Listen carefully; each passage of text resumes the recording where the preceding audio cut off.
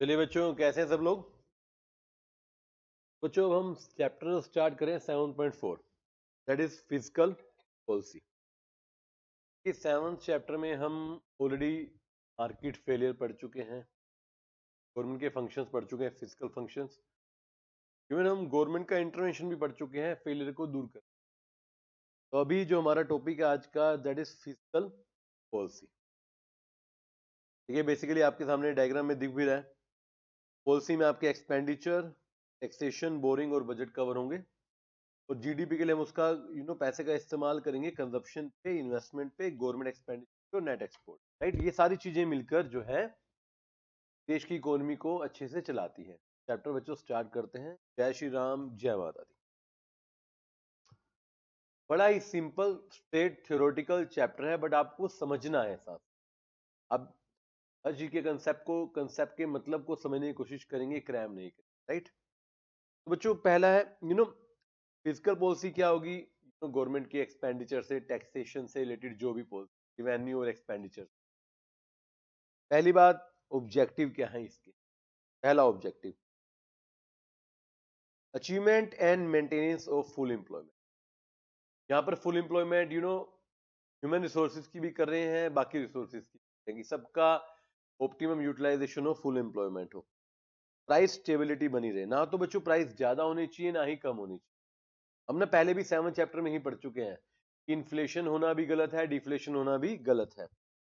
Acceleration of rate of development, acceleration मतलब speed को बढ़ाना। आपको देश में इकोनॉमिक डेवलपमेंट की को बढ़ाना है। देन अगेन चैप्टर में बहुत बार आया है, equitable distribution of income and wealth.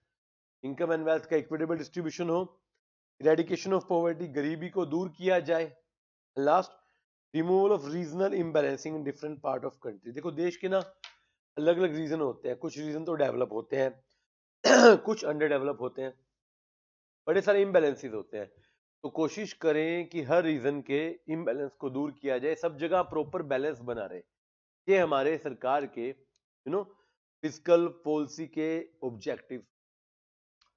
अब फिजिकल पॉलिसी को देखो, गवर्नमेंट का एक फंक्शन है स्टेबलाइजर, स्टेबलाइजेशन करना। आपने पढ़ा भी था 7.1 में। तो स्टेबलाइजर दो तरह के होते हैं बच्चों, एक होते हैं ऑटोमेटिक, नॉन डिस्क्रिशनरी, होते हैं डिस्क्रिशनरी। डिस्क्रिशनरी होता है आपकी इच्छा से, इसके लिए आपको कुछ करना पड़ता है, बार बार कुछ करना पड़ता है। ऑटोमेटिक होता है कि एक बार ये सिस्टम इंप्लीमेंट कर दिया गया है, वो अपने आप ही उसको ठीक करता जाएगा, करेक्ट करता जाएगा। तो पहला है ऑटोमेटिक। ऑटोमेटिक मतलब बिल्ड इन मैकेनिज्म, हमारी सरकार के द्वारा बनाए गए बिल्ड इन फिजिकल मैकेनिज्म है, दैट ऑपरेट्स ऑटोमेटिकली। तो हाईलाइट कीजिएगा बच्चों, that's operate automatically to reduce the expansion and contraction of business cycle. अब आपको सर एक्सपेंशन तो अच्छा होता है, बहुत ज्यादा। देखिए इम्बैलेंस को हमेशा रोकना, चाहे वो ज्यादा हो या कम हो। अगर बैलेंस एकदम बिगड़ेगा, एक्सपेंशन के लिए एकदम महंगाई बढ़ा दी जाएगी या कॉन्ट्रैक्शन के लिए कर दी जाएगी, दोनों ही सिचुएशन में अपने को दिक्कत है। तो सरकार को दोनों ही सिचुएशन में क्या है, कंट्रोल करना है। उन्होंने कुछ इनबिल्ट मैकेनिज्म सेट किए हैं जिनको बोलते हैं automatic stabiliser. And doesn't always require direct action by government. बार बार सरकार को उसके लिए डायरेक्ट एक्शन लेने की जरूरत नहीं होती। एक बार सिस्टम इंप्लीमेंट कर दीजिए, अपने आप ऑटोमेटिक ये स्टेबलाइज करता रहेगा। Any government programme that automatically tends to reduce fluctuations in GDP called automatic stabilizer। कोई भी प्रोग्राम ना जो जीडीपी की फ्लक्चुएशन को अपने आप रोक दे, तो बोलते हैं स्टेबलाइजर, ऑटोमेटिक वाले। एंड इनकी टेंडेंसी होती है for increasing GDP when it is falling and reducing GDP when it is rising. जब जरूरत से ज्यादा बढ़े तो गिरा दो, जब जरूरत से ज्यादा कम हुए तो बढ़ा दो। जो हो रहा है उसके अपोजिट ये काम करता है। व्हेन इट इज इंक्रीजिंग ये उसको फॉल कर देंगे, व्हेन इट इज फॉलिंग वो उसको राइज कर देंगे। राइट, में जनरली गवर्नमेंट के टैक्सेशन पॉलिसी, एक्सपेंडिचर ये इस तरीके से बनाए जाते हैं कि ऑटोमेटिकली वो नेशनल इनकम के साथ चेंज हो जाए। मतलब फॉर एग्जांपल क्रिएट कर लेते हैं। मान लीजिए हमारा प्रोग्रेसिव टैक्सेशन सिस्टम, जैसे आपकी इनकम बढ़ेगी टैक्स का रेट बढ़ जाएगा। और in the opposite side, contrary side, अगर आपकी इनकम कम होती है तो टैक्स का सिस्टम भी कम हो जाए। इस तरीके से एक्सपेंडिचर को, टैक्सेस को इस तरीके से सेटअप किया जाता है कि जब उनको इंक्रीज होना है वो ऑटोमेटिकली इंक्रीज हो जाएंगे, जब उनको कम करना चाहिए तो ऑटोमेटिकली कम हो जाएंगे। This is automatic stabilisers. Stabiliser समझते हैं ना, जैसे आपके घर में इलेक्ट्रिसिटी का स्टेबलाइजर होता है जो उसकी फ्लक्चुएशन को स्टेबलाइज करता है। सेम गवर्नमेंट क्या स्टेबलाइजर, एक ऑटोमेटिक एक डिस्क्रिशनरी। डिस्क्रिशनरी में सरकार को बार बार कदम उठाने पड़ते हैं, ऑटोमेटिक में एक प्रोग्राम एक सिस्टम सेटअप कर दिया जाता है जो अपने आप उसको ऑटोमेटिकली स्टेबलाइज कर देता है। जैसे एग्जांपल देखिए, पर्सनल इनकम टैक्स मैंने भी बताया, जैसे जैसे आपकी इनकम बढ़ेगी टैक्सेस बढ़ते रहेंगे। Corporate income tax same, companies की इनकम पे कंपनीज का टैक्स बढ़ जाएगा। ट्रांसफर पेमेंट, ये कुछ खर्चे हैं जो सरकार देती है। फॉर एग्जांपल एक आदमी अनएम्प्लॉयड हो गया, बेरोजगार हो गया, तो उसको अनएम्प्लॉयमेंट कंपनसेशन, बेरोजगारी भत्ता दे देंगे। वेलफेयर बेनिफिट देते हैं, लाइक गवर्नमेंट एम्प्लॉइज को तो पेंशन मिलती है, नॉर्मल लोगों को मिलती है, बुढ़ापा पेंशन मिलती है। ये सारे ऑटोमेटिक स्टेबलाइजर है। मान लो सरकार का सिस्टम है कि 60 ईयर से ऊपर एज वाले को पेंशन मिलेगी, तो ऑटोमेटिक है, जैसे ही वो 60 ईयर का होगा वो एलिजिबल हो जाएगा उस तरीके से। These automatic adjustment works towards stimulating the aggregate spending during the recessionary phase and reducing the spending during economic stress. Very important line बच्चों, इसको important लिखिएगा। क्या कह रहा है ये कह रहा है जो भी एग्रीगेट स्पेंडिंग है, खर्चे जो सरकार करती है, जो भी खर्चे होते हैं, अगर रिसेशनरी फेज है, बच्चों बिजनेस साइकिल में आपने पढ़ा है, जब भी रिसेशन होती है तो गवर्नमेंट अगर अपना स्पेंडिंग करेगी, एक्सपेंडिचर करेगी, तो उससे बाहर निकला जा सकता है। तो जैसे रिसेशन का फेज आएगा, ये स्टिमुलेट कर देंगे, स्पीड बढ़ा देंगे ऑटोमेटिकली किस चीज की, स्पेंडिंग की। और जैसे ही मान लीजिए इकोनॉमिक एक्सपेंशन की तरफ जा रहे हैं तो धीरे धीरे खर्चा ये कम कर देंगे। हमें इकोनॉमिक एक्टिविटी को बैलेंस में लेकर चलना है, फ्लक्चुएशंस नहीं आने चाहिए, बहुत ज्यादा भी ठीक नहीं है, बहुत कम स्पीड भी ठीक नहीं है। इनको बोलते हैं ऑटोमेटिक स्टेबलाइजर। सेकंड होती है बच्चों डिस्क्रिशनरी। डिस्क्रिशनरी मतलब जो जिसके लिए कदम उठाने पड़ते हैं। Discretionary policy for stabilisation refers to deliberate, जानबूझकर जो सरकार को करने पड़ते हैं, deliberate policy action on the part of government to change the level of expenditure, taxes, national output, employment and price, borrowing etcetera. जब सरकार को जानबूझ के डेलिब्रेटली अपनी इच्छा से खर्चों को, टैक्सेस को, नेशनल आउटपुट को, एम्प्लॉयमेंट को, प्राइजेस को, बोरिंग को कंट्रोल करना पड़ता है। Now they need to decide कि बढ़ाना है या कम करना है। बढ़ाना है तो वो खुद बढ़ाएंगे, कम करना है तो खुद कम करेंगे, डेलिब्रेटली करेंगे, अपनी इच्छा से करेंगे। And the government may directly as well as indirectly influence the way resources are used in the economy. देखिए, आपने दोनों तरह के स्टेबलाइजर पढ़ लिए। अल्टीमेटली क्या है, रिसोर्सेज का आपकी इकोनॉमी में किस तरीके से प्रयोग होगा उसको गवर्नमेंट ही इन्फ्लुएंस करती है, चाहे डायरेक्टली करे चाहे इनडायरेक्टली। हर एक चीज का जो कंट्रोल है वो गवर्नमेंट के हाथ में, आप ये मानकर चले, राइट। तो दो तरह के इकोनॉमी को स्टेबलाइज करने के स्टेबलाइजर हो गए। एक हो गया ऑटोमेटिक जो एक बार सिस्टम में अपने आप काम करता है, और एक होता है डिस्क्रिशनरी जो बार बार जिस पे वर्किंग करनी पड़ती है, इंटेंशनली, डिस्क्रिशनरी, डेलिबरेटली सरकार के द्वारा करनी पड़ती है। अभी ना बार बार वर्ड आ रहे हैं, टैक्सेस, गवर्नमेंट एक्सपेंडिचर, बजट। अब इनको डिटेल में पढ़ेंगे, मेन टॉपिक मेरा यही है अब जो स्टार्ट होगा, राइट। ये दोनों पॉइंट बच्चों क्लियर होंगे। चलिए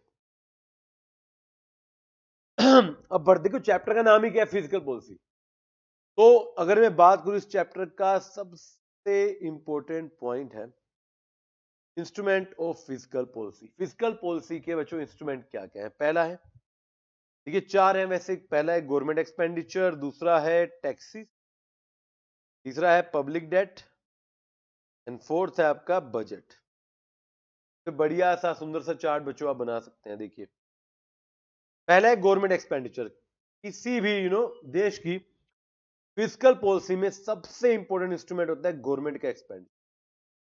गवर्नमेंट का एक्सपेंडिचर अगर हिंदी में देखिए, गवर्नमेंट का खर्चा, जी हाँ, गवर्नमेंट के द्वारा किए जाने वाला खर्चा। सर ये कौन सा खर्चा होता है? देखिए इसमें मेनली तीन तरह के खर्चे इंक्लूड होते हैं, ध्यान रखिएगा। पहला है current expenditure, day to day running of government, सरकार के रोजमर्रा के खर्चे, सैलरीज एटसेट्रा को देने के लिए जो भी खर्चे, जैसे आपके आप अकाउंट्स में करते हो ना, करंट एक्सपेंडिचर, कैपिटल एक्सपेंडिचर। सरकार के भी दो तरह के एक्सपेंडिचर है, करंट एंड कैपिटल।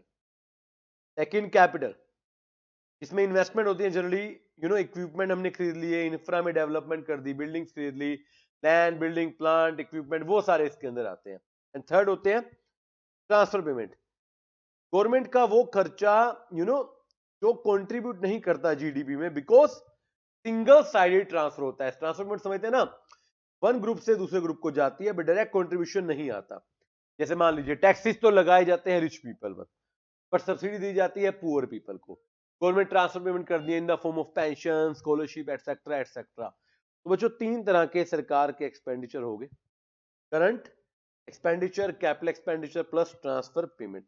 ये फॉर्मूला भी बना सकते हैं, अब इसका डायग्राम भी बढ़िया सा बना सकते हैं, राइट। और सर होता क्या है, मेन पॉइंट बच्चों पढ़िएगा। जब रिसेशन आता है, क्या आता है, रिसेशन, तो government fresh public work start करती है, नए रोड बनाती है, इरिगेशन, सैनिटरी वर्क, पोर्ट्स, ताकि इनकम जनरेट हो। इन शॉर्ट, रिसेशन में सरकार अपना एक्सपेंडिचर इंक्रीज कर देती है, जी हां, बढ़ा देती है। इससे क्या होता है, डायरेक्टली इनकम मिलती है लेबर क्लास को, सप्लायर्स को, the income generated spend of purchase of consumer goods को, इससे सब कुछ होता है। और जनरली ये सरप्लस कैपेसिटी होती है कंज्यूमर गुड्स में ड्यूरिंग रिसेशन, और इससे सभी गुड्स की डिमांड बढ़ती है, जिससे हम वापस रिसेशन से एक्सपेंशन फेज की तरफ जाते हैं।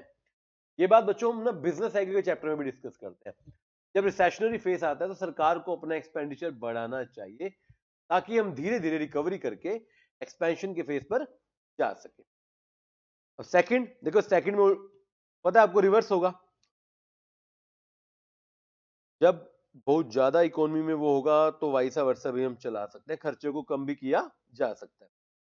पब्लिक एक्सपेंडिचर बेसिकली एक पॉलिसी इंस्ट्रूमेंट है जो रिड्यूस करता है सेवरिटी ऑफ इन्फ्लेशन। इन्फ्लेशन बहुत ज्यादा हो जाए तो उसको भी कम करके प्राइसेस को डाउन करता है। इसके लिए क्या करती है सरकार, एक्सपेंडिचर कम कर देती है। मान लो बहुत ज्यादा महंगाई बढ़ रही है, बहुत ज्यादा इन्फ्लेशन बढ़ी है, तो खर्चे कम कर देंगे।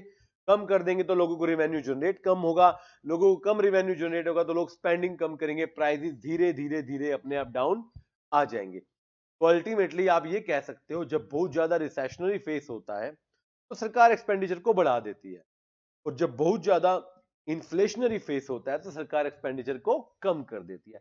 आप शॉर्ट में बच्चों इस तरीके से इसको याद करेंगे, समझ रहे हैं बात को। चलिए, taxes. Taxes as you know हमारे सरकार के रिवेन्यू का सबसे इंपॉर्टेंट सोर्स है। टैक्सेशन पॉलिसी एस्टेब्लिश करती है स्टेबिलिटी को। टैक्स एक ऐसा इंस्ट्रूमेंट है which consist of change in rate of tax which aimed at encouraging or restricting the private expenditure or consumption। मतलब आप कितना टैक्स लगाते हो, लोग उस हिसाब से अपना खर्चा करते हैं। Private expenditure C+I national income में पढ़ते हैं ना, कंजप्शन प्लस इन्वेस्टमेंट की बात कर रहा हूं। सरकार का टैक्सेशन का सिस्टम या तो आपको इंकरेज करेगा कि आप ज्यादा से ज्यादा इन्वेस्टमेंट करिए, या आपको ऑन द अपोजिट साइड वो डिस्करेज भी कर सकता है कि कम से कम एक्सपेंडिचर करिए। और टैक्सेस जनरली ना, याद होगा आपको, नेशनल इनकम में आपकी डिस्पोजेबल इनकम के बारे में बताते हैं, जो एक आपके हैंड में आती है। Disposable income is that income which can be used, directly आप यूज करते हो जो आपके हाथ में, आफ्टर ऑल दैट टैक्सेस, जो अल्टीमेटली डिमांड को बढ़ाएगी या कम करेगी डिपेंड करेगा। बच्चों होता क्या, देखिए आपके हैंड में कितनी इनकम है वही तो देखेंगे ना आप कितना खर्च कर सकते हैं, क्योंकि एक आदमी की रिसीट दूसरे का एक्सपेंडिचर है। अगर मेरी इनकम है तो मैं खर्चा करूंगा, वो किसी और की रिसीट हो जाएगी, इस तरीके से चलता रहेगा। ये हमारे इन्फ्लेशनरी और डिफ्लेशनरी दोनों गैप को रिड्यूस करने के काम आता है। गवर्नमेंट उस तरीके से डिसाइड करेगी कब टैक्सेस को बढ़ाना है और कब टैक्सेस को कम करना है। देखिए इसमें वही बात, हम एक बार रिसेशनरी फेज पढ़ लेंगे, एक बार इन्फ्लेशनरी फेज।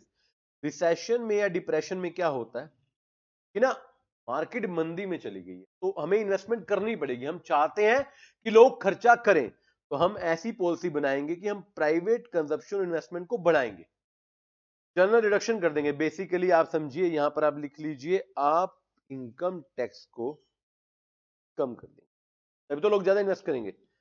इनकम टैक्स को कम कीजिए, जिससे लोगों की डिस्पोजेबल इनकम बढ़ जाएगी। डिस्पोजेबल इनकम बढ़ेगी, लोग कंजप्शन ज्यादा करेंगे। कॉर्पोरेट टैक्स कम कर दीजिए, प्रॉफिट ज्यादा मिलेंगे बिजनेस को, वो ज्यादा ज्यादा इन्वेस्टमेंट करेगा। अल्टीमेटली आपसे अगर एमसीक्यू में पूछा जाए कि रिसेशन में या डिप्रेशन में टैक्सेस को सरकार क्या करेगी, then it will reduce the taxes system. मैं पर्सनल इनकम टैक्स की बात भी कर रहा हूं और मैं कॉर्पोरेट टैक्स की बात भी बच्चों कर रहा हूं। सर उल्टा हो जाए, इन्फ्लेशन हो जाए, तो इन्फ्लेशन में new taxes can be levied, rate of existing tax are increase. आप बच्चों टैक्स को बढ़ा देंगे, पर्सनल टैक्स भी कॉर्पोरेट टैक्स भी, ताकि लोगों की डिस्पोजेबल इनकम कम हो, लोगों के हाथ में पैसा कम हो, तो लोग खर्चा ज्यादा से ज्यादा ना कर पाए, कम से कम कर पाए अल्टीमेट। हाउएवर इसमें एक एक्सेप्शन है हल्की सी, इंपॉर्टेंट पॉइंट है, इसको लिख लीजिएगा जो मैं पॉइंट अब बता रहा हूं। देखो हाउएवर जो होता है ना, बड़ा खतरनाक शब्द होता है। ऊपर दिए गए कंसेप्ट को एक्सेप्ट कर देता है, एक्सेप्शन में लेके जाता है, right. However excessive taxation policy generally, आप टैक्सेशन पॉलिसी बढ़ा दोगे, ठीक है, इन्फ्लेशन कम हो जाएगी, बट ये ना आपकी न्यू इन्वेस्टमेंट को स्टॉप कर सकता है। तो गवर्नमेंट को ध्यान रखना है कि कहीं आप टैक्स बढ़ाओ, पुराने वाली इन्फ्लेशन तक कंट्रोल हो जाए, नए लोग इन्वेस्टमेंट ही ना करें या पुराने लोग नई इन्वेस्टमेंट करें ना। कई बार आपकी टैक्सेशन पॉलिसी ना लोगों को डिस्करेज कर देती है कि यार यहाँ पे तो इन्वेस्टमेंट नहीं करनी, बहुत ज्यादा टैक्सेस है, प्रॉफिट कमाएंगे तो भी टैक्सेस है, अदरवाइज भी टैक्सेस है। तो आपको टैक्सेशन पॉलिसी में ये ध्यान रखना है कि जब भी आप टैक्सेस बढ़ाएं, you need to be cautious कि ऐसा ना हो कि इन्वेस्टमेंट अपॉर्चुनिटीज खराब हो जाए। लोग ना एक जगह से दूसरी जगह मूव करना शुरू कर देते हैं, बिजनेसेस कंट्रीज को छोड़ के दूसरी कंट्रीज में चले जाते हैं जहां पर टैक्सेशन सिस्टम थोड़ा उनके लिए फेवरेबल होता है। तो आपको ध्यान रखना है। Otherwise, in simple language, during the recession decrease the tax rate, during the inflation increase the tax rate, very simple. चलिए, पब्लिक डेट, ये क्या होता है? सुने कभी पब्लिक डेट? जब हम पब्लिक से बोरोइंग करते हैं, जब पब्लिक से उधार लिया जाता है, क्या ये पब्लिक डेट है? यस। अपनी पब्लिक से भी हो सकता है, बाहर की कंट्री से भी होता है, it can be internal, it can be external. देखिए, rational policy of public borrowing and debt repayment, repayment भी जरूरी है, लोन लेना नहीं है ना, लोन को चुकाना भी तो है। ये इन्फ्लेशन डिफ्लेशन के हिसाब से चलता है। इसमें भी मैं बताऊंगा कि रिसेशनरी फेस में क्या करना है और इन्फ्लेशनरी फेस में क्या करना है। देखिए, पहली बात, public debt can be internal, can be external. when the government borrows from own people in the country, अपने ही देश से, मान लीजिए भारत सरकार ने अपनी ही कंट्री इंडिया के लोगों से उधार लिया कुछ, that is internal debt. On the other hand, जब गवर्नमेंट बाहर करती है, आउटसाइड से बोरो करती है, बाहर से बोरो करती है, दैट इज एक्सटर्नल डेट। देखो, थ्योरेटिकल टॉपिक है मगर एमसीक्यू की टेंडेंसी बड़ी अच्छी बनेगी। हर चीज पे कंसेप्ट है, तो एमसीक्यू बड़े शानदार बन सकते। पब्लिक डेट भी दो तरीके का होता है, मार्केट लोन या स्मॉल सेविंग की फॉर्म में। मार्केट लोन में क्या होता है, याद है आपको जो टी बिल्स पड़े थे, treasury bill, short term loan जो लेती है सरकार आपसे, government issue treasury bill, government securities, अलग अलग डिनोमिनेशन के, अलग अलग ड्यूरेशन के, कैपिटल प्रोजेक्ट के लिए लॉन्ग टर्म बॉन्ड इशू करती है, शॉर्ट टर्म के लिए शॉर्ट टर्म इशू करती है। Treasury bill generally short term होते हैं। मतलब मैं कह रहा हूं यहां पर हम बात करें इंटरनल की, इंटरनल में आपके लॉन्ग टर्म भी यूज होंगे बॉन्ड और शॉर्ट टर्म भी यूज, राइट। स्मॉल सेविंग में क्या होगा? स्मॉल सेविंग में वो पब्लिक की बोरिंग है जो नेगोशिएबल नहीं है, सोल्ड और बोर्ड नहीं होती। मतलब पैसा तो जनता का है मगर वो ट्रेड नहीं हो रहा, खरीदा बेचा नहीं जा रहा। मतलब सरकार जब बॉन्ड्स इशू करती है आप खरीदते हो, सरकार रीपेमेंट करती है आप बेचते हो, मगर ये क्या है, यहां पे ना जनता ने पैसा कहीं पर सेव किया है जो सरकार के द्वारा यूज किया जा रहा है, जैसे NSC, national saving certificate, national development certificate. Small saving होती है, लोग छोटा छोटा 500, 1000, 5000, 10,000 इन्वेस्ट करते हैं, मल्टीपल लोग इन्वेस्ट करते हैं, वो पैसा मल्टीपल में बढ़ता जाता है और सरकार उसको यूज करती है। फर्क क्या है? यहां पर आप पब्लिक से डायरेक्टली नेगोशिएट नहीं कर रहे। बॉन्ड्स में, टी बिल में आप नेगोशिएशन करते हो, है ये जनता का ही पैसा और सरकार इनडायरेक्टली यूज कर रही है, राइट। में बोरिंग में सेल ऑफ बॉन्ड सिक्योरिटीज आ जाती हैं और ये डिमांड को बढ़ाती हैं या कम करती हैं? सर, कम करेंगी। सोचिए, आपको सिक्योरिटी बेची गई तो आपने सिक्योरिटी खरीदी, पैसा आपका चला गया ना, आपका पैसा चला गया तो आपके पास इन हैंड कम पैसा है तो आप डिमांड कम करोगे। ऑन द अदर हैंड, आपके पास पैसा कम होगा, ये हमने मॉनेटरी पॉलिसी में आरबीआई के वहां भी पढ़ा था, सरकार क्या करेगी, रीपेमेंट कर देगी, आपको पैसा दे देगी, बॉन्ड्स ले लेगी वापस, तो आपके पास पैसा आ जाएगा। यानी कि ये पॉइंट, जब रीपेमेंट हो जाएगी तो मनी बढ़ जाएगा, डिमांड बढ़ जाएगी। इन शॉर्ट, आप समझिए, जब बोरोइंग ली जाएंगी, सरकार जब आपसे, नोट करना बच्चों इस बात को, जब सरकार आपसे बोरिंग लेगी मतलब बॉन्ड्स करेगी, तो जो है डिमांड कम हो जाएगी क्योंकि लोगों के पास पैसा कम हो जाएगा। ऑन द अदर हैंड, सरकार जब रीपेमेंट करेगी, आपको पैसा वापस दिया जाएगा, तो बच्चों आपकी डिमांड बढ़ जाएगी। सिंपल बात समझ रहे हैं? आपके बॉन्ड्स की रीपेमेंट होगी, आपसे सरकार ने बॉन्ड वापस लिए और आपको 5 लाख रुपए लेट्स से दे दिए। Now you have access 5 lakh जो आपके हैंड में है। Now you will create demand using that 5 lakh. तो जब रीपेमेंट होगी तो डिमांड भी बढ़ेगी, सप्लाई भी बढ़ेगी। जब इश्यू होगा तो सप्लाई भी कम होगी और डिमांड भी कम होगी। This is the third instrument. और जब यही लोन, यही बिल्स, यही बॉन्ड्स इंडिया के बाहर से लिए जाएंगे उनको बोलेंगे एक्सटर्नल, इंडिया के अंदर से लिए जाएंगे उनको बोलेंगे इंटरनल। इंटरनल दो तरीके से होगा, डायरेक्टली नेगोशिएबल बॉन्ड्स या टीबीसी इश्यू होंगे, या फिर small saving scheme like NSC, like NDC, national saving certificate, national development certificate. Right, hopefully 3 point बच्चों क्लियर होंगे। फोर्थ है बजट। हमारा एक अलग से पूरा चैप्टर है बजट के ऊपर, 7th में ही है यूनिट वो। राइट, बजट क्या होता है? बजट देखो, बजट वैसे क्या होता है? Budget is the statement revenue and expenditure की, कि सरकार का बजट है, देश का बजट है, पैसा कहां से आएगा, सोर्सेज ऑफ रेवेन्यू, पैसा कहां पर जाएगा, सोर्स ऑफ एक्सपेंडिचर, कहां पे हम उसको यूज करने वाले हैं। तो बजट भी हमारे एक पॉलिसी टूल है जो इंक्रीज भी कर सकता है और डिक्रीज भी कर सकता है डिमांड को। देखिए इस चैप्टर में हम स्टेबलाइजेशन पढ़ रहे हैं, यहां पर इंक्रीज भी करेंगे और हम डिक्रीज भी करेंगे। बजट सिंपली एक स्टेटमेंट है रिवेन्यूज की एंड एक्सपेंडिचर की। नेट इफेक्ट जो बजट का होता है वो होता है हमारी डिमांड पर। राइट, एक बजट बैलेंस चाहिए, यहां पर इसको हाईलाइट कर लेना। Budget can be balanced, can be surplus, can be deficit. दो चीजें, एक्सपेंडिचर रिवेन्यू। बैलेंस बजट वो होगा जब एक्सपेंडिचर रिवेन्यू को इक्वल होगा। इसका नेट इफेक्ट क्या होगा? लीकेज जो है वो इंजेक्शन के इक्वल है, तो बैलेंस है, ना कम ना ज्यादा। जितना पैसा निकला उतना पैसा आया। Leakage is equal to injection. National income theory कहती है when leakage is equal to injection it is in equilibrium, balance budget. Surplus कब होगा? जब when you collect more than when it is required to spend, आपका revenue expenditure से ज्यादा है। Leakage you know leakage जो है वो इंजेक्शन से ज्यादा है। नेगेटिव इफेक्ट बता रहा हूं मैं इसका जनरली, बट अदरवाइज आप देखिए सरप्लस बजट है, रेवेन्यू ज्यादा हो रहा है, बट अल्टीमेटली लीकेज जो है वो इंजेक्शन से ज्यादा है, इनफ्लो नहीं कर रहे, हम निकाल रहे हैं ज्यादा। और डेफिसिट का है, डेफिसिट का उल्टा, जहां पे एक्सपेंडिचर रेवेन्यू से ज्यादा है। आपका खर्चा ज्यादा है बच्चों, रेवेन्यू कम है, बट इसका भी नेट इफेक्ट क्या है? नेट इफेक्ट इसका क्या है कि पॉजिटिव एग्रीगेट डिमांड होगी। उल्टा हो रहा है सर बच्चों, समझ रहे हो आप बात को? कहानी समझना, सरप्लस बजट में नेगेटिव इफेक्ट आ रहा है, उल्टा हो रहा है। सरप्लस बजट में डिमांड पे नेगेटिव इफेक्ट आ रहा है क्योंकि आप इंजेक्शन नहीं कर रहे, आप लीकेज कर रहे हैं। जबकि डेफिसिट में डिमांड पे पॉजिटिव आ रहा है बिकॉज आपका इंजेक्शन लीकेज से ज्यादा है। और अदरवाइज हम देखें तो बजट का सरप्लस जो है नेशनल डेट को कम करता है और डेफिसिट जो है नेशनल डेट को बढ़ाता है। राइट, बड़े ध्यान से समझना इस बात को। 4 बातें हमने पढ़ी। क्या क्या देखा बच्चों? एक्सपेंडिचर, टैक्सेस, पब्लिक डेट और बजट। बजट इससे पहले हमने पढ़ा था ऑटोमेटिक स्टेबलाइजर। आप इसके ना साथ साथ नोट्स भी बनाएंगे बच्चों। देखिए जैसे पहले बात करें स्टेबलाइजर की, तो कुछ शॉर्ट में मैं बना रहा हूं, इसकी एक्सप्लेनेशन आप खुद करेंगे। स्टेबलाइजर बच्चों दो तरीके के होते हैं।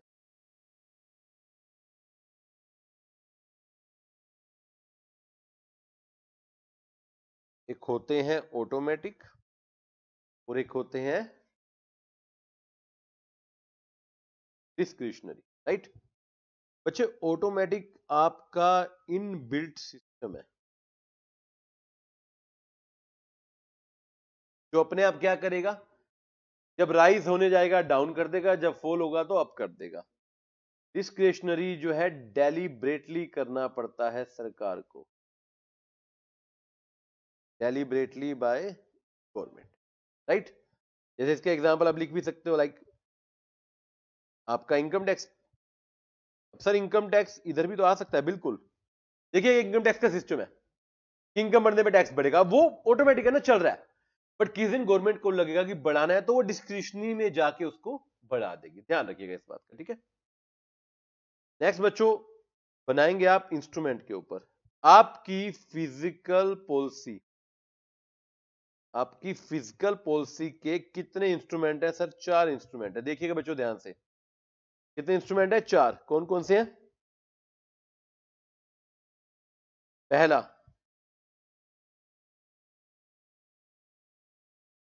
गवर्नमेंट एक्सपेंडिचर, दूसरा टैक्सेस, तीसरा पब्लिक डेट एंड लास्ट बच्चों आपका बजट। इन चारों को ना आप शॉर्ट में कुछ ना कुछ बनाइए। जैसे फर्स्ट गवर्नमेंट एक्सपेंडिचर, सरकार के द्वारा बच्चों किए जाने वाला खर्चा। इसके दो पार्ट है, देखिए होगा क्या जब रिसेशनरी फेस है या जब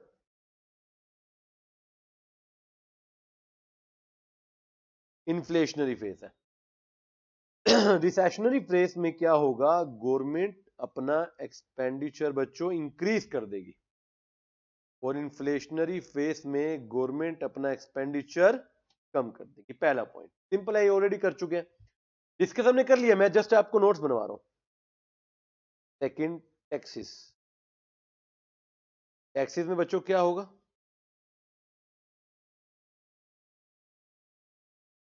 सेम हम बात करेंगे रिसेशनरी फेस की, और हम बात करेंगे बच्चों इन्फ्लेशन फेस। रिसेशनरी फेसिस में टैक्सेस जो है गिरा दिए जाएंगे, और इन्फ्लेशन में टैक्सेस बढ़ा दिए जाएंगे। यहां पर जब मैं टैक्सेस की बात कर रहा हूं, यहां पर मैं पर्सनल इनकम टैक्स की बात भी कर रहा हूं, प्लस कॉर्पोरेट इनकम टैक्स की बात भी कर रहा हूं।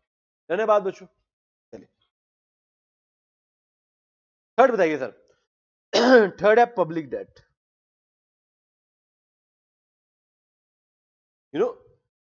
सरकार डेट लेगी, बॉन्ड्स वगैरह इशू करेगी, राइट। क्या होगा, same recessionary face, inflation face. Recessionary देखो पहले इन्फ्लेशन, जब पैसा दोनों की बात, रिसेशन में आप बात समझिए, यहां पर डिमांड नहीं कर पा रहे लोग, तो हम ना क्या करेंगे, लोगों को पैसा दे देंगे, रीपेमेंट कर देंगे। और जब लोगों के पास बहुत पैसा है तो हम नया इशू कर लेंगे। बेसिकली यहां पर डेट जो है हम लेंगे, डेट विल बी टेकन, और यहां पर डेट की क्या हो जाएगी सर, रीपेमेंट। और यहां पर एक इंटरेस्टिंग बात, डेट के दो पार्ट भी हैं बच्चों, डेट के सोर्सेस के ऊपर दो पार्ट हैं। It can be internal, it can be internal,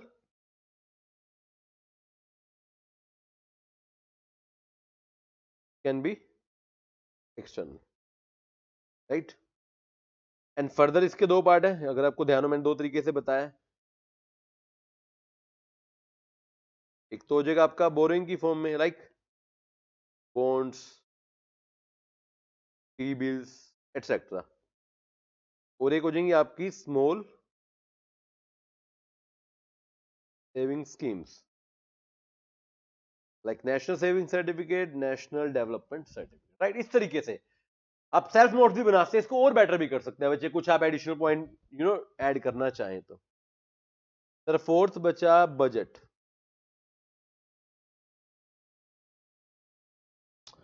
budget मैंने अभी बताया, बजट है statement of revenue and expenditure, right. अब होता क्या है, देखिए यहां पे तीन केस में बनाया तो first, revenue is exactly equal to expenditure, revenue is greater than expenditure, बच्चों revenue is less than expenditure। बच्चों when revenue is greater than expenditure को हम बोलते हैं, revenue is equal to expenditure, इसको हम बोलते हैं बैलेंस्ड बजट। कौन सा बजट, बैलेंस्ड बजट। रिवेन्यू अगर ज्यादा है, खर्चा कम है, रिवेन्यू ज्यादा है, तो इसको हम बोलते हैं बच्चों सरप्लस बजट। और अगर रिवेन्यू कम है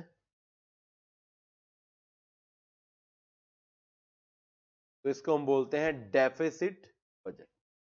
इस तरीके से बजट आपको समझना, राइट।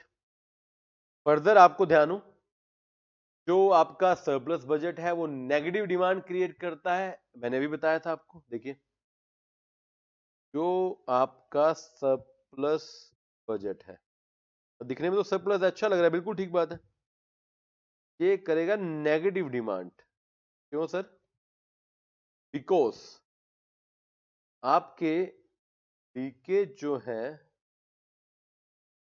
वो इंजेक्शन से ज्यादा होंगे, पैसा लगाया कम जा रहा है, निकाला ज्यादा रहा है। ऑन द अदर हैंड बच्चों, अगर बजट डेफिसिट है, क्या है बच्चों? डेफिसिट, तो ये क्रिएट करेगा आपकी पॉजिटिव डिमांड। कौन सी डिमांड? पॉजिटिव डिमांड क्रिएट करेगा, बिकॉज आपके इंजेक्शन जो है वो लीकेज से ज्यादा है, लीकेज से ज्यादा। राइट बच्चों? तो ये चार आपके इंस्ट्रूमेंट हो गए, तो नोट कर लीजिएगा। होपफुली यहां तक सब क्लियर होगा। राइट, देखते हैं आगे।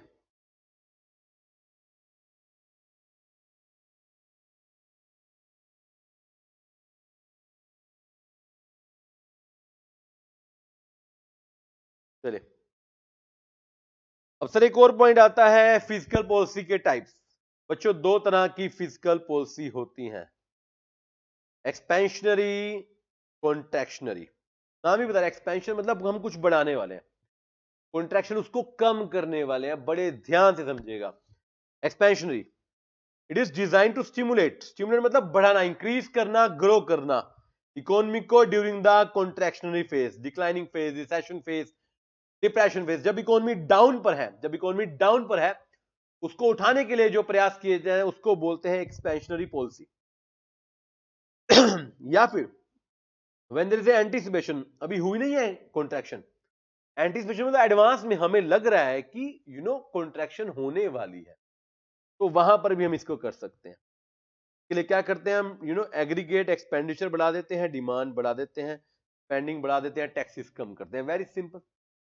On the other hand contractionary में हम ना अपोजिट करते हैं, एक्सपेंशनरी का अपोजिट कॉन्ट्रैक्शनरी है। इसमें हम रिस्ट्रिक्ट करते हैं चीजों को, सारी इकोनॉमिक एक्टिविटी को रिस्ट्रिक्ट करेंगे, बिकॉज इन्फ्लेशन ज्यादा आ चुकी है या एंटीसिपेशन है, एडवांस में लग रहा है हमें कि आने वाली है। इससे क्या होगा? इन्फ्लेशन आने वाली है, एंटीसिपेशन हाईलाइट करेगा। इसके लिए हम टैक्सेस के लिए एक्सपेंडिचर को कम कर देंगे, डिमांड को कम कर देंगे, स्पेंडिंग कम कर देंगे, मगर टैक्सेस हम बढ़ा देंगे। राइट, तो क्या होगा? स्मॉलर गवर्नमेंट बजट डेफिसिट होगा या लार्जर बजट सरप्लस हो जाएगा, कुछ ना कुछ तो होगा। कॉन्ट्रैक्शन से क्या होगा? या तो लार्जर सरप्लस चल जाएगा या फिर स्मॉलर डेफिसिट चला जाएगा। तो ये दो तरह की बच्चों हमारे यहां पर पॉलिसी हो गई, एक्सपेंशनरी फिजिकल पॉलिसी और कॉन्ट्रैक्शनरी। टाइप भी देख लिया हमने। देखिए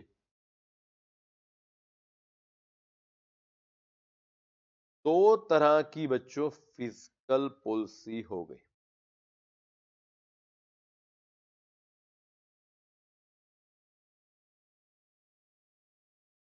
पहला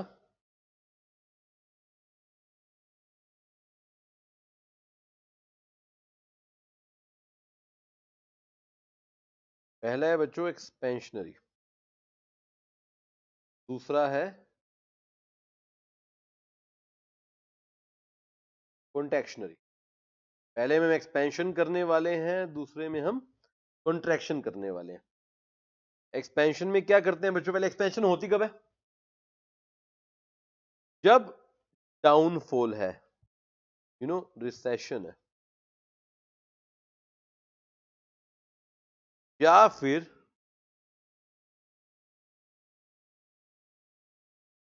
डाउनफॉल या रिसेशन का एंटीसिपेशन है, हुआ नहीं बट होने वाला है, लग रहा है हमें। On the other hand contraction में, कॉन्ट्रैक्शनरी पॉलिसी कहां होती है? जहां पर बहुत ज्यादा इन्फ्लेशन हो गई है या फिर एंटीसिपेशन हो गया है। क्या हो गया बच्चों? एंटीसिपेशन, हमें अंदाजा लग रहा है कि महंगाई बढ़ने वाली है।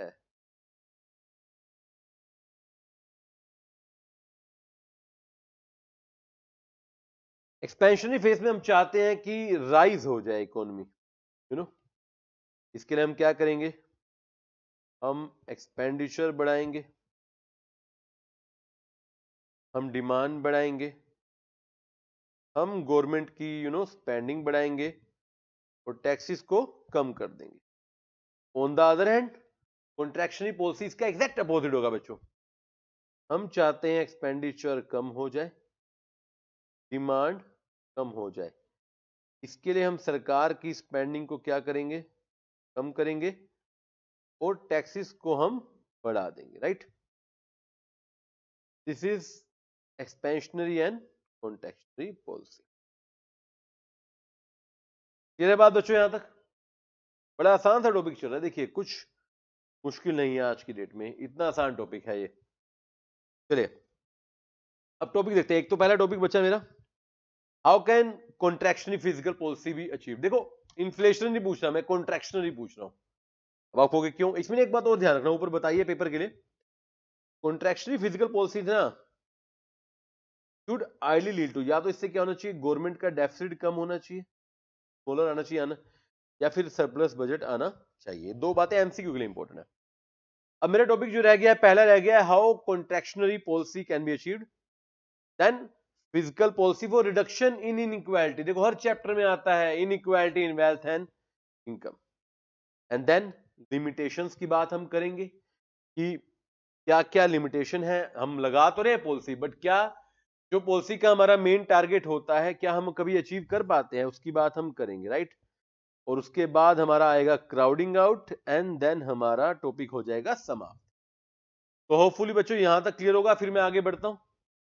अभी तक हमने टाइप्स ऑफ पॉलिसीज पढ़े, टाइप्स ऑफ स्टेबलाइजर पढ़े, 4 इंस्ट्रूमेंट पढ़ लिए हमने, टैक्सेस, एक्सपेंडिचर, पब्लिक डेट और बजट। अब उनके नोट्स भी कर लिए, इनफैक्ट बना लिए हमने। अब देखते हैं पहला point, how contractionary physical policy can be achieved. ये मैं ऑलरेडी बता चुका हूं। वैसे पहला पॉइंट, आप एक्सपेंडिचर कम कर दीजिए। जी हाँ, आपको कॉन्ट्रैक्शन लानी है, डिमांड कम करनी है, खर्चा कम करना है लोगों का, तो स्पेंडिंग कम कर दीजिए। With decrease in the government spending, तो लोगों के पास total amount of money economy में अवेलेबल है वो कम हो जाएगा, तो इससे डिमांड कम हो जाएगी, सरकार खर्चा कम करेगी, लोगों की इनकम कम होगी। लोगों की इनकम कम होगी तो लोगों की इन हैंड कैपेसिटी कम हो जाएगी, परचेजिंग पावर कम हो जाएगी, तो उससे लोगों की डिमांड भी क्या हो जाएगी बच्चों, कम हो जाएगी। Second, increase in personal tax, ये भी अभी लिखवाया मैंने। अब पर्सनल टैक्स बढ़ा दो, पर्सनल टैक्स से भी क्या होगा, डिस्पोजेबल इनकम डाउन, आपके हैंड में पैसा डाउन तो खर्चा भी डाउन, डिमांड भी down. And increase in personal income tax reduces disposable income, leading to fall in consumption spending, leading to fall in demand. Taxes business में पड़ेंगे तो बिजनेस का सरप्लस भी कम हो जाएगा, वो भी इन्वेस्टमेंट कम कर देंगे, डिमांड कम हो जाएगी। ऑल्दो ये आपके प्रॉफिट इसका क्या होगा, ये लास्ट पॉइंट को हम अलग कलर से हाईलाइट करते हैं। आराम से देखिए बच्चों लास्ट वाले पॉइंट को बड़े ध्यान से। मैंने बताया भी था, टैक्सेस बढ़ाने से कई बार आपके इन्वेस्टर चले जाते हैं, लोगों का आपके ऊपर से ट्रस्ट कम हो जाता है। देखिए, increase taxes also dampen, hamper the prospect of profits of entrance, potential entrance, नई एंट्री, जो नए बिजनेस आपके देश में आपकी इकोनॉमी में आ सकते थे ना, टैक्सेस बढ़ने की वजह से वो हैम्पर हो जाते हैं, उनको डर लग जाता है, नुकसान हो जाता है, और वो रिस्पॉन्ड करेंगे by holding back fresh investment, नया पैसा नहीं लगाएंगे। तो टैक्सेस बढ़ाना आसान है बट रिस्की है। टैक्सेस बढ़ाने से आपके देश में आपकी इकोनॉमी में नए इन्वेस्टमेंट आने के चांसेस कम हो जाते हैं, because the new people, the new interest, new businesses hold their investment, वो लगाते नहीं है। एंड द थर्ड, आप चाहो तो दोनों का कॉम्बिनेशन भी कर सकते हैं, राइट।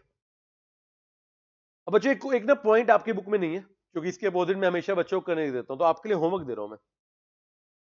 ये ना, how can contractionary physical policy be achieved, इसका अपोजिट आप करके आएंगे। क्वेश्चन दे रहा हूं आपको, हाउ कैन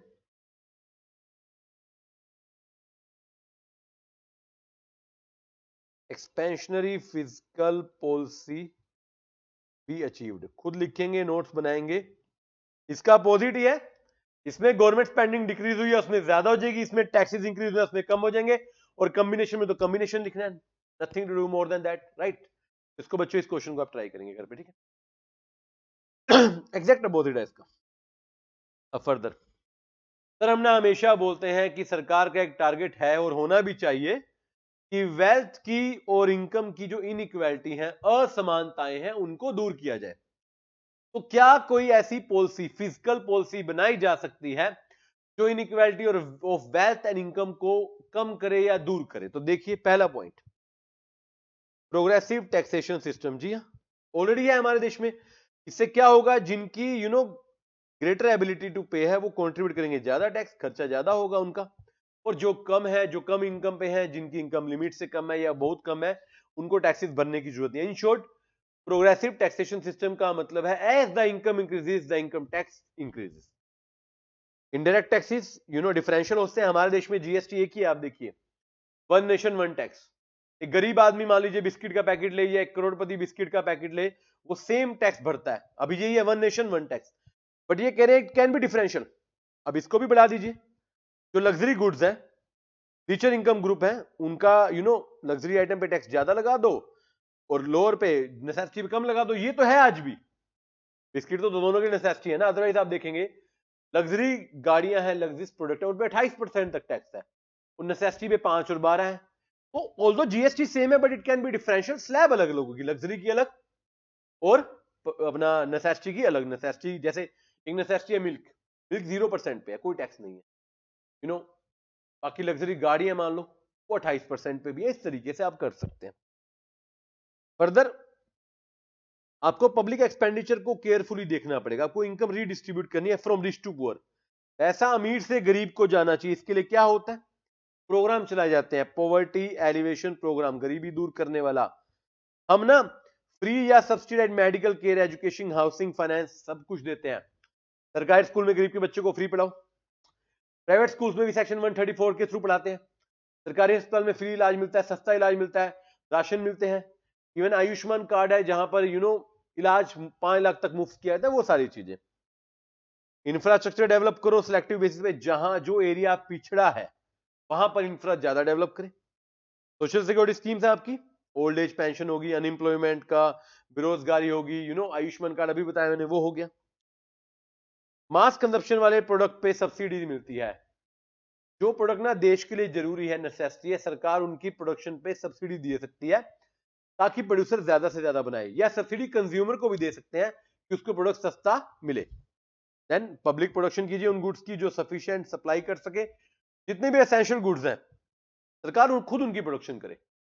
ये हमने मार्केट फेलियर वाले चैप्टर इंटरवेंशन में पढ़ा था कि पब्लिक गुड्स कलेक्टिव गुड्स सरकार बनाए। सेम जो एसेंशियल गुड्स है, सरकार को खुद प्रोडक्शन करनी चाहिए। एंड इसके लिए आप ह्यूमन पावर को स्ट्रेंथन कर सकते हो, इंप्लॉयमेंट भी बढ़ाने के लिए। स्किल्स को बढ़ावा दो। हमारी न्यू एजुकेशन पॉलिसी भी स्किल्स पे काम करती है। खाली एजुकेशन देने से देश नहीं चलेगा, लोगों को रोजगार नहीं मिलेगा। आपको वर्क करना है स्किल्स के ऊपर। किसके ऊपर? स्किल्स के ऊपर। स्किल इंडिया प्रोग्राम चलाया गया, पीएम की कई वो प्रोग्राम्स हैं, आप देखेंगे स्किल्स योजनाएं हैं, युवा कौशल केंद्र है। तो ये स्किल्स वाले प्रोग्राम है। तो ये कुछ तरीके हैं जिससे हम रिच और पुअर के बीच का गैप हम थोड़ा सा कम कर सकते हैं, डिस्ट्रीब्यूट कर सकते हैं। टैक्सेस लगाकर, progressive income tax, differential indirect tax, और ये कुछ पॉलिसीज हैं, पॉवर्टी की एलिवेशन प्रोग्राम होंगे, सब्सिडीज होगी, फ्री प्रोग्राम होंगे, फ्री एजुकेशन होगी, फ्री हेल्थ केयर प्रोडक्ट हो गए, फ्री आप कह सकते हैं काइंड ऑफ की मेडिकल केयर होगी, राशन हो गया, वो सारी चीजें हो सकती है। इसका बच्चों चार्ट आप बनाएंगे, एक बार खुद बनाएंगे आप, है। अब सर फिजिकल पॉलिसी हम बनाते हैं, हमारे पास इतने सारे तरीके, हमें पता है कि क्या करना है इन्फ्लेशन में, क्या करना है रिसेशन में। क्या फिर भी हमारी पॉलिसी का आउटकम 100% आता है? नहीं आता। There are certain limitation. Lags है। लैग्स का मतलब बेसिकली क्या होता है, यहां पर डिले, कि जो आउटकम है वो डिले हो जाता है। 4 तरह के लैग्स हैं। हम काम कर रहे हैं और करते हैं, मगर उसका आउटकम हमेशा सही नहीं आता, because there are 4 lags, delay हैं पहले, और कुछ अदर लिमिटेशन है, वो हम पढ़ेंगे। पहले लैग्स की बात करता हूं। सर कौन कौन से डिले हैं जो फिजिकल पॉलिसी के इफेक्टिवनेस को इंपैक्ट कर जाते हैं? पहला, रिकॉग्निशन। देखिए समझना ही मुश्किल है, हमें समझने में देर लगती है। ये कह रहा है इकोनॉमी एक कॉम्प्लेक्स फिनोमेना है, कई मैक्रो वेरिएबल है जो इजीली समझ नहीं आते, इसकी तरह बाकी पॉलिसी की तरह आसान नहीं है ये। तो हमें फर्स्ट इसको रिकॉग्नाइज करने की जरूरत क्यों है? हम कर ही नहीं पाते। सरकार ये टाइम पर डिसाइड ही नहीं कर पा रही कि कहां पर कौन सी पॉलिसी की आवश्यकता है, कौन सी लगाई जाएगी। तो हम रिकॉग्नाइज करने में ही डिले कर रहे हैं। क्या कर रहे हैं? डिले।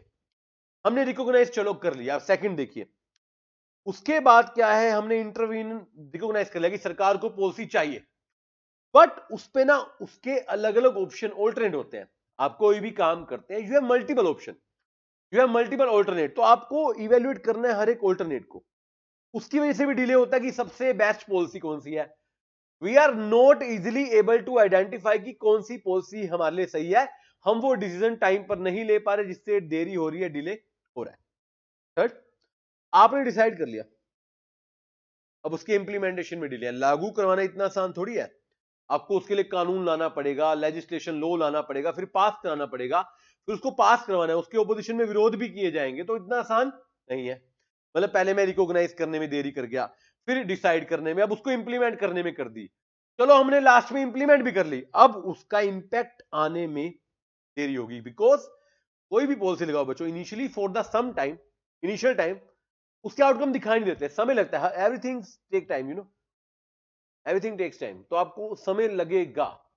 तो पहले हमें समझने में देरी लगी, रिकॉग्नाइज करने में, फिर डिसीजन लेने में देरी होगी, फिर उसको इंप्लीमेंट करने में देरी होगी, अब उसका रिजल्ट आने में देरी होगी। तो ये सारे डिले जो है कहीं ना कहीं हमारी पॉलिसीज की इफेक्टिवनेस को खराब करते हैं, क्वेश्चनिंग करते हैं कि क्या इसका रिजल्ट आएगा या नहीं आएगा। ये तो हो गया पहला लिमिटेशन, लैग्स। क्लियर है बात? Recognition lag, decision lag, implementation lag and last impact lag.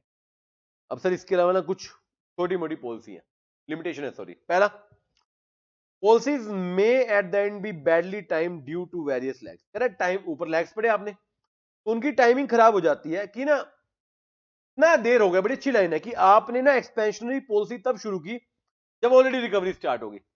Expansionary policy शुरू करनी थी कॉन्ट्रैक्शन में, हमने इतनी देर कर दी, इतनी देर कर दी कि कॉन्ट्रैक्शन अपने आप ही खत्म होगी और एक्सपेंशन का टाइम आ गया। तो क्या फायदा है ऐसी पॉलिसी का? कोई फायदा नहीं है। टाइम, बैडली टाइम, हमने गलत टाइम पे सोचा इसको, यू नो। अच्छा, गवर्नमेंट के एक्सपेंडिचर को, स्पेंडिंग को, टैक्सेशन को चेंज करना इंटेंसली, इतना आसान नहीं है, डिफिकल्टीज है। कहने की बात है, आप एकदम टैक्स नहीं चेंज कर सकते, एकदम सरकार के खर्चे भी चेंज नहीं कर सकते। मतलब जो पूरे चैप्टर में हमने पढ़ा कि स्पेंडिंग चेंज कर दो, टैक्स चेंज कर दो, वो इतना आसान नहीं है। फर्दर, आपने कहा खर्चा कम कर देते हैं, बीच बीच में पढ़ा आपने। अब कई जगह पे ना खर्चा कम करना आसान है, जैसे डिफेंस पे, सोशल सिक्योरिटी पे, या ह्यूज कैपिटल प्रोजेक्ट। सरकार ने बड़ा सा इंफ्रास्ट्रक्चर, सड़कें बन रही हैं, हाईवे बन रहे हैं, खर्चा चल रहा है। अब आपने कहा ना इन्फ्लेशन में ना कम कर दो खर्चा, अब चले चलाए प्रोजेक्ट को मिडवे रोक सकते हो आप? नहीं। डिफेंस का पैसा रोक सकते हो आप? सरकार की पेंशन की स्कीम है, सोशल सिक्योरिटी, उनको रोक सकते हो? नहीं। रोकना आसान नहीं है। फर्दर, पब्लिक वर्क, जो सरकारी काम है, उनको भी अब एडजस्ट नहीं कर सकते। ह्यूज प्रोजेक्ट है, हाईवे पे डैम्स बन रहे हैं, अब उसको आप पोस्ट, देखो मैं बढ़ाने की बात नहीं, कम करने की कह रहा हूं। आपने कहा इन्फ्लेशन है, पोस्टपोन कर दो। क्या आप सड़क पे बन रहे हाईवे की प्लानिंग को पोस्टपोन कर सकते हो? एक पुल बन रहा है, उसको आप पोस्टपोन कर सकते हो? इतना आसान नहीं है। फर्दर, अनसर्टेनिटी ज्यादा है तो फोरकास्ट करना भी आसान है, हमें पता ही नहीं। हमने कहा था ना एंटीसिपेशन ऑफ इन्फ्लेशन और एंटीसिपेशन ऑफ डिफ्लेशन, इतना आसान नहीं है। इकोनॉमी को स्टडी करना एक कॉम्प्लेक्स प्रोसेस है, इतना आसान फिनोमिना नहीं कि आप अंदाजा लगा लो। अगर ऐसा होता तो कभी इन्फ्लेशन डिफ्लेशन हो ही नहीं पाती। प्रैक्टिकली अंदाजा लगाना आसान नहीं है। और प्रॉम्प्टली एक पॉलिसी लगाना, आप पॉलिसी ढूंढ लोगे, इंप्लीमेंटेशन लैग हो जाएगा, कहीं ना कहीं तो देरी होनी ही होनी है। फर्दर, यू नो कोई सप्लाई साइड के, देखो होते हैं डिमांड साइड के इकोनॉमिक्स, जो डिमांड की बात करते हैं, कोई सप्लाई साइड वाले हैं। सप्लाई साइड वाले इकोनॉमिक्स कहते हैं कि सर्टेन फिजिकल मेजर जो होते हैं ना, वो डिसइंसेंटिव देंगे। जैसे वो कहते हैं, ऊपर पढ़ा है मैंने, आपने डिमांड के लिए टैक्सेस तो लगा लिए, वो कहते हैं अगर आपने टैक्सेस बढ़ा दिए ना, तो आपकी फर्म पैसा नहीं लगाएंगी, जो पुरानी फर्म है वो छोड़कर चल जाएंगी और नई फर्म बिजनेस में आएंगी नहीं। तो कहीं ना कहीं नुकसान होने के चांसेस हैं। पॉलिसी जो हमने पढ़ी वो करने में, सुनने में आसान है, बट एक्चुअल में, रियलिटी में करने में आसान नहीं है, सिर्फ सुनने में आसान है। फर्दर, आपने कहा डेफिसिट फाइनेंसिंग। डेफिसिट फाइनेंसिंग समझते हैं, बजट के चैप्टर में पढ़ाते हैं आपको कि सरकार के पास पैसे नहीं है, खर्चा ज्यादा है, तो बाहर से उठा लो पैसा। उससे क्या, लोगों की परचेजिंग पावर तो बढ़ जाएगी, मगर वो इन्फ्लेशन भी तो आपकी बढ़ा देगी। और अगर आप सरकार के लोन्स बढ़ा दोगे डेफिसिट के चक्कर में, तो परपेचुअल बर्डन, लगातार बर्डन बढ़ेगा। आज नहीं बढ़ेगा, फ्यूचर जनरेशन में बढ़ेगा। मतलब कहते हैं ना कि बच्चा पैदा होगा, पहले ही सरकार ने लोन रखा, इंडिया के ऊपर डेफिसिट है, एग्जाम्पल दे रहा हूं, तो वो डेफिसिट बढ़ता रहेगा, बढ़ता रहेगा। और फर्दर, लास्ट पॉइंट बच्चों, अगर गवर्नमेंट कंपीट करती है प्राइवेट सेक्टर से, बोरो मनी लेकर, उधार लेकर खर्चा कर रही है, मतलब प्राइवेट सेक्टर खर्चा कर रहा है, सरकार कह रही है हम भी खर्चा कर देंगे इकोनॉमी को कंट्रोल में लाने के लिए, तो इससे इंटरेस्ट रेट बढ़ जाएंगे, सबने लोन रखा है, इंटरेस्ट रेट बढ़ जाएंगी और लोग इन्वेस्टमेंट नहीं करेंगे, इंडिविजुअल भी बोरो नहीं करेंगे और खर्चा कम से कम होगा, जो एग्रीगेट डिमांड हम चाहते थे वो आएगी नहीं। मतलब हमारा स्पेंडिंग बढ़ाने के बावजूद एग्रीगेट डिमांड नहीं बढ़ेगा, तो हमारा जो टारगेट है, हमारा जो प्रोसेस है, ये हमारे का सारा खराब हो जाएगा। इसको बोलते हैं क्राउडिंग आउट। क्या बोलते हैं? Crowding out. मेरा अगला टॉपिक ये है, क्राउडिंग आउट क्या होता है? ये नेगेटिव इफेक्ट होता है, इसको पढ़ेंगे। पर दोबारा लाइन पढ़ लीजिए, देखिए, if government compete with the private sector to borrow money, it is likely that interest rate बढ़ेगा। क्राउडिंग आउट कहता है इंटरेस्ट रेट बढ़ेगा, लोगों की विलिंगनेस समाप्त हो जाएगी और इंडिविजुअल भी बोरो नहीं करेगा क्योंकि लोन महंगा हो चुका है और इससे डिमांड नहीं बढ़ेगी। इसको बोलते हैं क्राउडिंग आउट, लोग बाहर जा रहे हैं। अभी डिटेल में इसको पढ़ाएंगे। ये है मेरा लिमिटेशन फिजिकल पॉलिसी का। इसका लास्ट पॉइंट क्राउडिंग आउट था, ये ना क्राउडिंग आउट की बात है, इसको डिटेल में पढ़ लेते हैं। क्राउडिंग आउट बच्चों क्या होता है? फिजिकल पॉलिसी का नेगेटिव इफेक्ट है which may generate when the money from the private sector is crowded out to public sector. Private का पैसा पब्लिक की तरफ चला गया। In other word, the spending by government in economy replace private spending. जब private की जगह सरकार खुद सारी इन्वेस्टमेंट करने लग जाए तो प्राइवेट सेक्टर क्राउड से बाहर हो जाता है, रिप्लेस हो जाता है। इसको बोलते हैं क्राउडिंग आउट। प्राइवेट सेक्टर बाहर चला गया, खाली सरकार पिक्चर में आ गई इन्वेस्टमेंट करने के लिए। इसको बच्चों बोलते हैं क्राउडिंग आउट। क्या बोलते हैं? Crowding out. फॉर एग्जाम्पल, अगर गवर्नमेंट, बड़ा शानदार पॉइंट है, फ्री कंप्यूटर सप्लाई करेगी स्टूडेंट्स को, सरकार ने कहा हम सबको फ्री कंप्यूटर देंगे, अच्छी बात है, बट इससे ना बच्चों की खुद की डिमांड कंप्यूटर की खत्म हो जाएगी और इससे प्राइवेट प्लेयर जो कंप्यूटर बनाते हैं, बेचते हैं, सब बाहर हो जाएंगे क्योंकि फ्री में कंप्यूटर मिल रहे हैं। वैसे स्टूडेंट को खरीदना पड़ता है, they create the demand for computer. क्योंकि सरकार फ्री में कंप्यूटर दे रही है, बच्चे डिमांड क्रिएट नहीं करेंगे, प्राइवेट प्लेयर बाहर हो जाएंगे। इसको बोलते हैं क्राउडिंग आउट। जब प्राइवेट प्लेयर की जगह सरकार ले लेती है या सरकार की इन्वेस्टमेंट से प्राइवेट प्लेयर बाहर हो जाते हैं, उसको बोलते हैं क्राउडिंग आउट। इससे क्या होता है? इकोनॉमी में इंटरेस्ट भी बढ़ जाता है। सरकार, देखो, सरकार के पास फालतू पैसा तो होता नहीं है, सरकार स्पेंडिंग करती है लोन लेकर मार्केट से, इससे डिमांड की लोन की डिमांड बढ़ती है, इंटरेस्ट रेट बढ़ जाते हैं। सिमिलरली सरकार बजट डेफिसिट भी बढ़ाती है, सरकार के पास पैसे नहीं है, बाहर से पैसा उठा लेगी तो उसके लिए बॉन्ड्स या ट्रेजरी इशू कर देगी। आपने ऊपर पढ़ा था अभी पब्लिक डेट में। तो उससे भी क्या होगा? प्राइवेट सेक्टर के पास जो पैसा है वो कम हो जाएगा क्योंकि सबने बॉन्ड्स में इन्वेस्ट कर दिया, तो भी मार्केट क्या हो जाएगी? खराब हो जाएगी और इंटरेस्ट रेट क्या हो जाएंगे? बढ़ जाएंगे। इंटरेस्ट रेट क्या होंगे? बढ़ जाएंगे। दोनों तरफ से देखिए, जब सरकार लोन वगैरह लेगी तो इंटरेस्ट रेट की डिमांड बढ़ जाएगी, जब सरकार टीबिल इशू करेगी, प्राइवेट का पैसा खत्म हो जाएगा तो लोन के इंटरेस्ट रेट बढ़ जाएंगे। प्राइवेट इन्वेस्टमेंट ना जनरली सेंसिटिव होती है इंटरेस्ट रेट को लेकर। इंटरेस्ट रेट के ऊपर नीचे होने पर आपकी प्राइवेट इन्वेस्टर, सरकार का काम है कंट्रोल करना, प्राइवेट का काम नहीं है ना। प्राइवेट सेंसिटिव है, वो इंटरेस्ट रेट के ऊपर नीचे होने पर फ्लक्चुएट हो सकती है, तो नुकसान हो जाएगा हमारा स्पेंडिंग पे। And further physical policy ineffective हो जाएगी अगर प्राइवेट स्पेंडिंग ही नहीं होगी, पार्शली कम होगी या कंप्लीटली कम होगी। सरकार की स्पेंडिंग जरूरी है मगर मार्केट में प्राइवेट प्लेयर्स का होना भी जरूरी है। तभी प्राइवेट प्लेयर्स कम हो जाएंगे या पार्शली कम हो जाएंगे तो अल्टीमेटली आपकी डिमांड इनइफेक्टिव हो जाएगी, पॉलिसी आपकी खत्म हो जाएगी। तो this is the negative impact of government expenditure, government spending, that is crowding out. सरकार का पैसा लगाने से प्राइवेट सेक्टर बाहर हो जाता है, दैट इज क्राउडिंग। बच्चों, दिस इज योर चैप्टर। इसके बाद एक और कंसेप्ट है छोटा सा। मेन चैप्टर यहां पे समाप्त हो चुका है। आपने क्या करना है? लिमिटेशंस के चार्ट बनाएंगे आप और क्राउडिंग आउट का आप लिखना चाहो लिख सकते हो, बुक में भी सफिशिएंट है, बट नोट्स आप प्रिपेयर करेंगे, जितना सेल्फ नोट्स क्रिएट होगा उतना ज्यादा बेटर रहेगा, राइट? बच्चों, दो आखिरी वर्ड हैं, टॉपिक समाप्त होगा। पहला है पंप प्राइसिंग, दूसरा है कंपनसेटरी स्पेंडिंग। पंप प्राइसिंग और कंपनसेटरी स्पेंडिंग। पंप प्राइसिंग होता है जब प्राइवेट स्पेंडिंग बिकम डेफिशिएंट तो पब्लिक स्पेंडिंग हेल्प करेगी। जब प्राइवेट लोगों का पैसा खत्म हो जाता है, स्पेंडिंग नहीं हो पाती, तो सरकार पैसा लगाकर उसको रिवाइव करती है। बड़ा सिंपल है। जब प्राइवेट सेक्टर डेफिशिएंट में चला जाएगा तो सरकार पैसा लगा देगी, वेरी सिंपल। बट एक होता है कंपनसेटरी स्पेंडिंग। स्पेंडिंग वो है when the government spending is carried out with the obvious intention to compensate for deficiency of private investment. Private investment की कमी को दूर करने के लिए गवर्नमेंट स्पेंडिंग होती है। सर, सुनने में तो दोनों एक जैसे लग रहे हैं, बिल्कुल एग्जैक्टली दोनों ऑलमोस्ट सिमिलर है। छोटा डिस्टिंक्शन क्या है, सुनिएगा। Distinction is made between the two concept of spending during depression. Depression में क्या होता है? कि ना pump pricing on compensatory spending को हम अलग अलग मानते हैं। अब आपको मतलब क्या है, देखिए जनरली जब इंटेंशनली सरकार को पैसा लगाना पड़ता है, जब हम बात करते हैं लाइक डिप्रेशन की, तो वो कंपनसेटरी बन जाता है। अदरवाइज नॉर्मली जब रूटीन में पैसा कुछ कम पड़ा है तो पंप अप करने के लिए, जब मार्केट नीचे गिरे पंप कर दो, एक बढ़ा दो उसको, that is pump pricing. Effectively दोनों का मतलब एक है, कोई खास डिफरेंस नहीं है, बट छोटा मोटा आप लगा सकते हो डिप्रेशन के टाइम में, राइट, कि मार्केट बहुत ज्यादा खराब हो गई है तो उसको हम पंप अप कर देंगे। अदरवाइज जब भी प्राइवेट काम करेगा साथ में कुछ कंपनसेशन के लिए सरकार को काम करना ही पड़ेगा, अदरवाइज सेम माने जाएंगे। तो बच्चों this is your chapter physical policy, जो कि होता है यहां पर समाप्त। देखिए क्या क्या करा हमने इस चैप्टर में।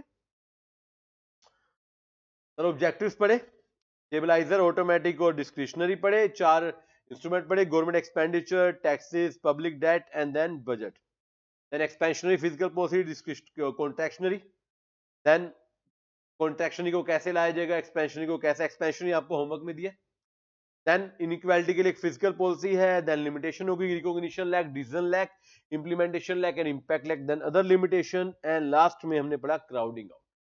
बच्चों इस चैप्टर को अच्छे से पढ़िएगा, जो नोटिंग कराई है इसको अच्छे से नोट डाउन कीजिएगा, और जो बचे हुए टॉपिक जो आपने याद करने हैं पढ़ने, उन पे कोशिश कीजिएगा, अपने सेल्फ नोट्स या चार्ट्स बनाइए। कोई भी डाउट हो लीजिएगा। टॉपिक को करते हैं समाप्त। Bye bye, take care, thank you very much. जय श्री राम, जय माता दी।